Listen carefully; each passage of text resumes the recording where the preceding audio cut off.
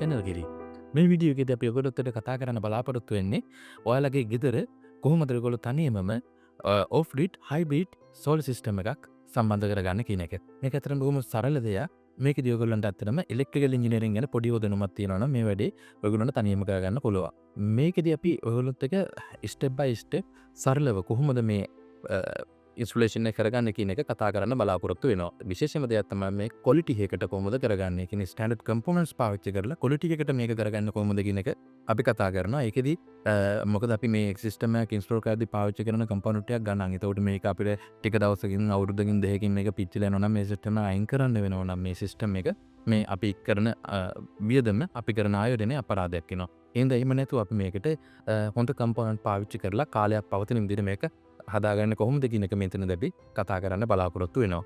ඒ කියන්නේ මේකේ මේ ඉන්ස්ටලේෂන් එකේදී quality එක ගැන ඒ වගේම ස්ටෑන්ඩඩ් කම්පොනන්ට්ස් පාවිච්චි කිරීම ගැන අපි කතා කරනවා.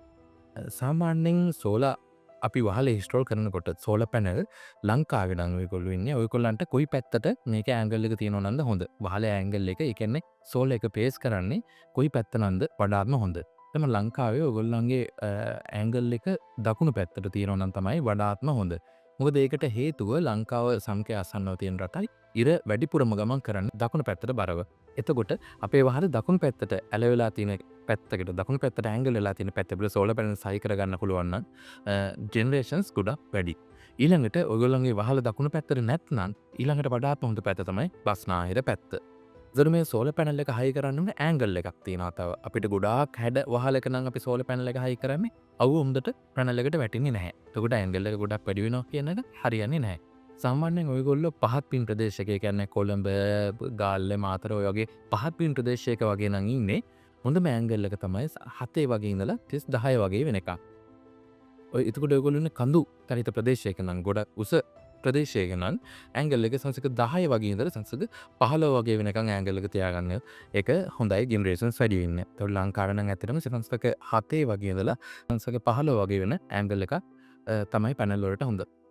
ඊළඟට පුළුවන් තරම් බලන්න ඕනේ මේ පැනල්ස් වලට එවන වැටෙන්නේ නැති වෙන්න සවි කරගන්න. ඒ කියන්නේ ඔයගොල්ලන් ගොඩක් වෙලාවට ගස් තියෙන පැත්තන් නම් ඔයගොල්ලෝ ඉස්සෙල්ලා බලන්න වහල කොයි පැති වලටද හේවන වැටෙන්නේ කියලා. එහෙම හේවන වැටෙන්නේ නැති දවස් වැඩිම කාලයක් හොඳට අවුව වැටෙන පැත්තකට බැලන්ස් වෙන විදිහට මේ පැනල්ස් ටික මේ සවි කරගන්න ඕනේ. එතකොට මේ පැනල්ස් ටික වහලට සම්බන්ධ කරනකොට සමහර මේවා කඹ වලින් දාලා බැඳලා තියෙනවා, කම්බි වලින් බැඳලා තියෙනවා.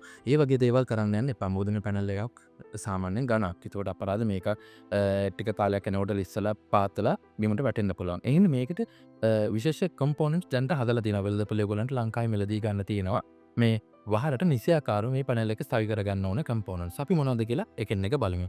මේ ඔයාලට දැන් මේ තියෙන්නේ මේක රේලින් එක. මේ රේලින් සාමාන්‍ය ඔයාලා පැනල් දාන ප්‍රමාණයේ දිගට පැනල් එක දිග ඔයාලට ඒක ගන්නකොට එතන මෙෂර්මන්ට් බලා ගන්න පුළුවන්.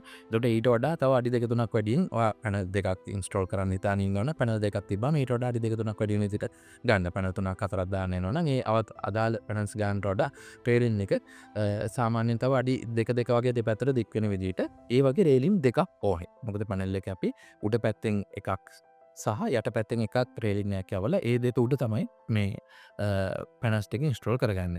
එතකොට ඔයාලගේ වහල පොඩි නම් ඔයාලට මේ ස්ටෙප් දෙකකට වගේ ඉන්ස්ටෝල් කරන්න ඕන නම් ඒකට හරියන විදිහට රේලින්ස් මේ දිග මැනලා ඔයගලන්ට ගන්න පුළුවන්.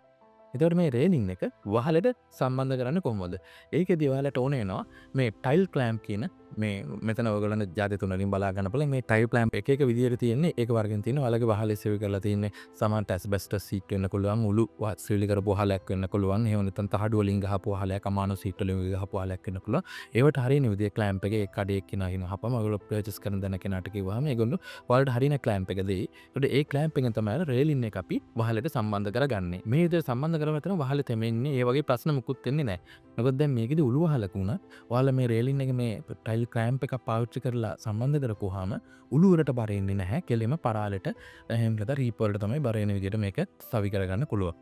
නැත් ගොඩක් මේවා හදලා තියෙන්නේ සුදු යකඩ වලින්. එතකොට මේක දිරන්නේ නැහැ. කුඩා කාලයක් ඔයගොල්ලන්ට පාවිච්චි කරන්න පුළුවන්. ඊළඟට අපිට ඕන වෙන දෙයක් තමයි මේ සෝලර් පැනල් ටික රේලින් එකට සම්බන්ධ කරගන්නේ කොහොමද කියන එක. ඇත්තට මේකෙදී අපිට එක පැනල් එකක් නම් පාවිච්චි කරන්නේ පැනල් එකේ කොම් හතර තමයි රේලින් දෙකේ අපිට සම්බන්ධ කරන්න තියෙන. එතකොට මට කියන්න දෙයක් අමතක වුණා මේ රේලිස් දෙක වහලට සම්බන්ධ කරගන්නකොට මේ දෙක මේ සෝලර් පැනල් දෙකේ උඩ කොනයි යට කොනයි තියෙන මට්ටමනම ගොඩාක් දික් කරලා සම්බන්ධ කරගන්න එපා. මේකේදී ඔයගොල්ලෝ බලන්න සෝලර් පැනල් එක අඩි 6ක් දිගයි කියලා. අඩි 6ක් සෝලර් පැනල් එක දිග නම් ඔයගොල්ලෝ අඩිය උඩින් අඩියයි යටින් අඩියයි වගේ අතෑරලා අඩි එතකොට 4ක් වගේ පරතරය තියෙන විදිහට මේ රේල් දෙක සම්බන්ධ කරගන්න. එතකොට මේ රේලින් වලට පැනල් එක සම්බන්ධ කරනකොට ඔයගොල්ලෝ එක පැනල් එකක් නම් අරන් තියෙන්නේ මේ පැනල් එකේ හතර පැත්තට අපිට එන් ප්ලෑන් මේකට කියනවා ක්ලෑන් එන් ප්ලෑන් හතරක් විතරක් ගත්තා නම් ඇති. හැබැයි ඔයාලා පැනල් එකකට වඩා පාවිච්චි කරනවා නම් ඔය හැම පැනල් දෙකක් මැද්දටම අපිට ඕන වෙනවා මිඩල් ප්ලෑන් එකක්.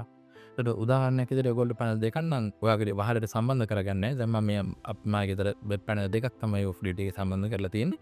එතකොට මට ඕනින්නේ පැනල් දෙකේ දෙපැත්තට සම්බන්ධ කරන්න එන් ක්ලෑම්ප් 4යි. ඒ පැනල් දෙකම මැද්දට තිබ්බහම මැද සම්බන්ධ කරන්න මිඩල් ක්ලෑම්ප් 2යි. ඒකට ඔයාලට මේක බලා ගන්න පුළුවන් කොහොමද මිඩල් ක්ලෑම්ප් එකකින් සෝලර් පැනල් දෙක එකට තියලා සම්බන්ධ කරගන්නේ. මේ සෝලර් පැනල් දෙක මේ විදිහට තියෙනකොට මේ මැදට මිඩල් ක්ලෑම්ප් එකෙන් ඒක සම්බන්ධ කරලා ඒ ඇනේ තද කරපුවා මේ දෙක හොඳට තද වෙනවා. ඒ විදිහට උඩයි යටයි රේලින් දෙකට අපිට සම්බන්ධ කරන්න පුළුවන්. ඊට පස්සේ මේ දෙපැත්තේ කොන් දෙකට එන් ක්ලෑම්ප් දෙකක් ඒකට පැත්තකින් නම් මේක හොඳට පැනල් දෙක හොඳට තද කරලා රේලින් එකට අල්ල ගන්නවා. ඒ විදිහට සම්බන්ධ කරගන්න ඕනේ.